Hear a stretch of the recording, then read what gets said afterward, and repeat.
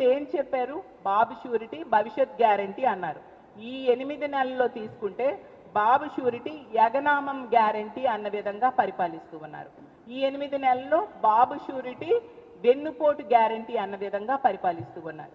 ఈ 8 నెలల్లో బాబు షూరిటీ భారం గ్యారంటీ అన్న విధంగా పరిపాలిస్తూ ఉన్నారు. ఈ రోజు తీసుకుంటే విద్యుత్ ఛార్జీల భారం విపరీతంగా పెంచేశారు. అలాగే తీసుకుంటే నిత్యావసర సరుకుల ధరలు విపరీతంగా పెంచేయడం జరిగింది. అలాగే రిజిస్ట్రేషన్ ఛార్జీల భారం విపరీతంగా పెంచేశారు. సరికదా ప్రజల జీవితాలు ఈ కూటమి ప్రభుత్వం అధికారంలోకి వచ్చాక తలక్రిందులైపోయిన పరిస్థితి మన క్లియర్గా కనిపిస్తూ ఉంది. ఈ రోజు తీసుకుంటే ఫీజు రీఎంబర్స్మెంట్ లేదు, అమ్మఒడి లేదు, అలాగే రైతు భరోసాను ఆపేశారు, చేయూతను ఆపేశారు, సున్నా వడ్డీ పథకాన్ని ఆపేశారు, ఆరోగ్యశ్రీని ఆపేయడం జరిగింది, మెడికల్ కాలేజీల నిర్మాణం ఆపేశారు, స్కూల్స్లో నాడు నేడు పనులు ఆపేశారు, వాలంటీర్స్ని తీసుకుంటే ఆ వ్యవస్థనే తీసేశారు. ఎంత దారుణమైన పరిస్థితులు నెలకొన్నాయో, ప్రజలు ఎంత ఘోరంగా మోసపోయారో అర్థం చేసుకోవచ్చు. ఉద్యోగులను తీసుకుంటే ఈరోజు ఐఆర్ లేదు, పిఆర్సీ లేదు, డిఏ లేదు. అంత దారుణంగా ఉద్యోగుల్ని నెట్ట నిలువుగా మోసం చేశారు. ఇలాంటి విధ్వంసకరమైన పాలన, ఇంత మోసపూరితమైన పాలన ఈ రాష్ట్ర చరిత్రలో ప్రజలు ఏనాడు కూడా చూడలేదు అని తెలియజేస్తూ ఉన్నాను. ఏమంటారు మాట్లాడితే ఎన్నికల టైంలో సంపద సృష్టిస్తాను అన్నారు. ఎప్పుడు సంపద సృష్టిస్తారు? 2047లో మీరు చెప్తూ ఉన్నారు విజన్ 2047 అంటూ. అంటే అప్పుడు సృష్టిస్తారా? అప్పటి వరకు సృష్టించకుండా ఈ పథకాలన్నీ అప్పటి వరకు అమలు చేయరా మీరు అని ఈ కూటమి ప్రభుత్వాన్ని, చంద్రబాబు నాయుడు గారిని అడుగుతూ ఉన్నాను. ఎంత దారుణమైన దగా మోసం ఎక్కడైనా ఉంటుందా అని నేను అడుగుతూ ఉన్నాను. ఎంత ఘోరంగా ఈ కూటమి ప్రభుత్వం అధికారంలోకి వచ్చాక ప్రజల్ని నెట్ట నిలువుగా మోసం చేసింది. అసలు చంద్రబాబు నాయుడు గారు ఏమన్నారు? ఎన్నికల సమయంలో ఏమన్నారు? బటన్ నొక్కడం అదేమైనా పెద్ద పన, మూలనున్న ముసలమ్మ కూడా బటన్ నొక్కుతుంది అని చెప్పారు. మరి ఈ కూటమి ప్రభుత్వం అధికారంలోకి వచ్చింది, 8 నెలలు అయిపోయింది, ఇచ్చిన హామీలు ఏ ఒక్కటి నెరవేర్చలేదు. ఒక్క బటన్ కూడా చంద్రబాబు నాయుడు గారు నొక్కని పరిస్థితి. అంటే ఆ మాటలు ఇప్పుడు ఏమయ్యాయి? ముసలమ్మకి చేతనైంది, ఈ చంద్రబాబు నాయుడు గారికి చేత కాలేదా అని నేను అడుగుతూ ఉన్నాను. ఈరోజు ముసలమ్మకి ఉన్న విజను, సామర్థ్యము చంద్రబాబు నాయుడు గారికి లేదా అని నేను అడుగుతూ ఉన్నాను. అసలు మాట్లాడితే విజనరీ అని చెప్పుకుంటూ ఉంటారు. అంటే విజనరీ అంటే 5 సంవత్సరాల్లో మేనిఫెస్టోని అమలు చేయకుండా 50 సంవత్సరాలకి డాక్యుమెంట్స్ రెడీ చేస్తాము అని చెప్తూ ఉన్నారు చంద్రబాబు నాయుడు గారు. దీన్ని విజనరీ అంటారా అని నేను అడుగుతూ ఉన్నాను. ఎంత ఘోరం చెప్పండి. మేనిఫెస్టోని 5 సంవత్సరాల్లో అమలు చేయకుండా ఎప్పుడో 50 సంవత్సరాల తర్వాత విజన్ 2047 అనుకుంటూ డాక్యుమెంట్స్ రెడీ చేయడం ఎంతవరకు సమంజసం? ఎంత దారుణంగా ప్రజల్ని మోసం చేసే ముఖ్యమంత్రిని గతంలో ఈ రాష్ట్రంలో కానీ ఈ దేశంలో కానీ ఎప్పుడూ మనం చూడలేదు అని తెలియజేస్తూ ఉన్నాను. అసలు డిప్యూటీ సీఎం పవన్ కళ్యాణ్ గారు ఏమన్నారు?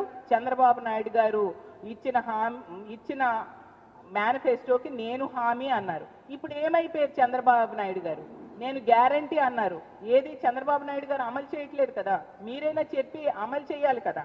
ఇవన్నీ మానేసి ఈరోజు తీసుకుంటే పిల్లలకి ఇస్తానన్న తల్లికి వందనం లేదు, రైతు భరోసా లేదు, అలాగే నిరుద్యోగ భృతి లేదు, ఫ్రీ బస్ లేదు.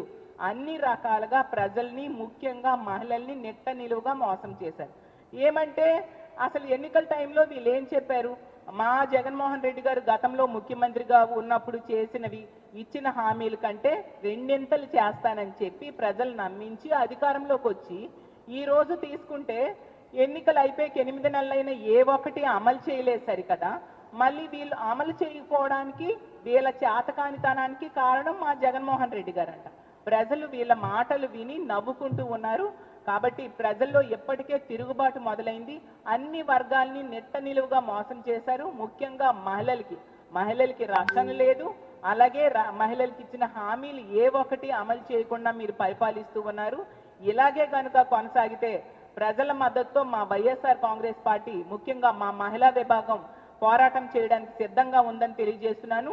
దయించి ఈ కూటమి ప్రభుత్వాన్ని వేడుకుంటున్నాను, దిశ యాప్ లాంటి యాప్ని మీరు కావాలనుకుంటే పేరు మార్చుకోండి. అది మా జగన్మోహన్ రెడ్డి గారు పెట్టారు అనేసి దాన్ని కొనసాగించడం మీకు ఇష్టం లేకపోతే పేరు మార్చుకోనైనా సరే దిశ యాప్ని పునరుద్ధరించండి. దిశ చట్టం కేంద్రం దగ్గర ఆమోద ముద్ర పొందేట్టుగా చేయాల్సిందిగా మిమ్మల్ని రిక్వెస్ట్ చేస్తూ మహిళల రక్షణ కోసం పెద్దపీట వేయాల్సిందిగా కోరుకుంటూ సెలవు తీసుకుంటున్నాను. ఎంత దారుణంగా ఈ రాష్ట్రంలో లా అండ్ ఆర్డర్ ఉంది, మహిళల రక్షణ ఎంత దారుణంగా ఉంది అనే విషయం మనం అర్థం చేసుకోవచ్చు. ఈ రోజు తీసుకుంటే అత్యాచారం జరగని రోజు లేదు, అఘాయిత్యం జరగని జిల్లా ఈ రాష్ట్రంలో లేదు. అసలు రెడ్ బుక్ రాజ్యాంగానికి బెస్ట్ ఎగ్జాంపుల్గా ఈ రాష్ట్రంలో పాలన సాగుతూ ఉంది. ఎందుకంటే పోలీస్ వ్యవస్థని శాంతి భద్రతల పరిరక్షణ కోసం కాకుండా ఈ రెడ్ బుక్ రాజ్యాంగం అమలు మీద దృష్టి పెట్టేట్టుగా ఈ ప్రభుత్వం పోలీస్ వ్యవస్థను ఉపయోగించుకోవడం వలన శాంతి భద్రతలు ఈ విధంగా దిగజారిపోయాయి. మహిళల రక్షణ కొరవడిన పరిస్థితి మనం చూసాం. అసలు నిన్ననే మనం చూసాం, హైకోర్టు అయితే పోలీసుల మీద ఎన్ని చేవాట్లు పెట్టిందో. హైకోర్టు అడిగింది సీసీటీవీ ఫుటేజ్ అడిగితే కోతుల వలన కాలిపోయిందని పోలీసులు చెప్పారంట. ఎంత దారుణం! హైకోర్టు ఆదేశాలను కూడా పట్టించుకోకుండా పోలీసులు ఉన్నారు అంటే ఎంత దారుణమైన పరిస్థితులు ఈ రాష్ట్రంలో ఉన్నాయో, ఈ పోలీస్ వ్యవస్థ ఎంత ఘోరంగా నిర్వీర్యం అయిపోయిందో ఆంధ్రప్రదేశ్ రాష్ట్రంలో కూటమి ప్రభుత్వం వచ్చాక అనేది మనకు క్లియర్గా అర్థమవుతూ ఉన్న పరిస్థితి. అసలు ఈ రోజు హోమ్ మినిస్టర్ గారైన అనిత గారి సొంత జిల్లాలో ఈ కూటమి ప్రభుత్వం వచ్చాక 22 మంది బాలికల మీద అఘాయిత్యాలు జరిగాయి. అసలు ఎంత దారుణమైన పరిస్థితులు నెలకొన్నాయో మనం అర్థం చేసుకోవచ్చు. ఒక మహిళా హోంమంత్రి ఉన్న జిల్లాలో ఇన్ని సంఘటనలు బాలికల మీద జరిగాయంటే ఎంత ఘోరంగా ఈ దుర్మార్గులు విజృంభిస్తూ ఉన్నారు అనే విషయం అర్థం చేసుకోవచ్చు. అసలు ఈ కూటమి ప్రభుత్వం అధికారంలోకి వచ్చాక ఇన్ని క్యాబినెట్ మీటింగ్స్ అయ్యాయి, ఏ రోజైనా శాంతి భద్రతల మీద దృష్టి పెట్టారా? మహిళలకి రక్షణ కల్పించడం మీద దృష్టి పెట్టారా? ఒక సమీక్ష మీరు నిర్వర్తించారా అని నేను అడుగుతూ ఉన్నాను. అది మానేసి ఎంతసేపు కూడా శాండ్లో లెక్కర్లో కమిషన్లు ఎలా తీసుకోవాలి వాటి కోసం ఆలోచించారు, వాటి కోసం సమీక్షలు చేశారు తప్ప మహిళల భద్రత కోసం ఎటువంటి సమీక్షలు చేయలేదు. ఇది రోజు మేము చెప్తూ ఉన్నాము. సాక్షాత్తు ముఖ్యమంత్రి గారు నిర్వహించిన సర్వేలో కూడా పోలీస్ శాఖ అనేది 18వ స్థానంకి పడిపోయింది. ప్రభుత్వ యంత్రాంగమే నిర్వహించింది. నిన్ననే మనం చూసాం, ముఖ్యమంత్రి గారు, మంత్రులు, అలాగే తీసుకుంటే సెక్రటరీల కాన్ఫరెన్స్ పెట్టారు ముఖ్యమంత్రి గారు. అందులో 20 శాఖల మీద ప్రజాభిప్రాయ సేకరణ మీ ప్రభుత్వ యంత్రాంగంతోనే చేపట్టడం జరిగింది. అందులో పోలీస్ శాఖ ఎన్నో స్థానంలో ఉంది? 18వ స్థానంలో ఉంది. అంటే ఎంత దారుణంగా ప్రభుత్వము శాంతి భద్రతలు కల్పించడంలో, ప్రజలకి రక్షణ కల్పించడంలో విఫలమైంది అనే విషయం మీ సర్వేలోనే తేలింది. అంటే ఎంత దారుణమైన పరిస్థితులు ఇక్కడ నెలకొని ఉన్నాయి అనేది మీరే సాక్షాత్తు ప్రజలకు చెప్పారు. మేము రోజు చెప్తూ ఉన్నాం, రోజు మొత్తుకుంటూ ఉన్నాం, రెడ్ బుక్ రాజ్యాంగ పాలన ఆపండి, మహిళల్ని రక్షణ కల్పించండి, ప్రజలకి రక్షణ కల్పించండి, కక్ష సాధింపు చర్యలు ఆపండి అని చెప్తూ ఉన్నాం. పోలీస్ వ్యవస్థ నిర్వీర్యం చేసేశారు, దిశ యాప్ని ఈరోజు పని చేయకుండా చేసేశారు, దిశ వ్యవస్థ అనేది లేకుండా చేసేశారు, వాటిని పునరుద్ధరించండి అని ఎంతగా చెప్తూ ఉన్నా, ఎంత మొత్తుకుంటున్నా ఏ మాత్రమైనా మీరు పట్టించుకుంటూ ఉన్నారా? ఏ మాత్రం పట్టించుకోవట్లేదు సరికదా.